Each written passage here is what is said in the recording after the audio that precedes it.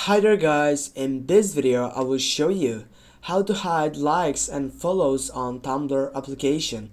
Firstly, get up into your application, go to your feed size, get a like on some section, for example this site, take a look on it, and then go into your profile section. And now if you go on likes, here you're gonna find out all these sections which are going out into your site.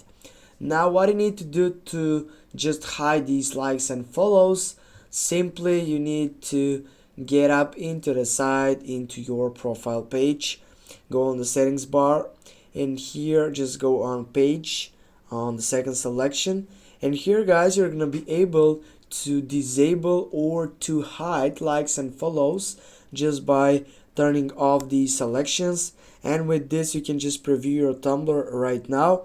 As you can see right now I don't have likes and follows. Thanks for watching. Don't forget to hit that like and share the video. See you soon guys.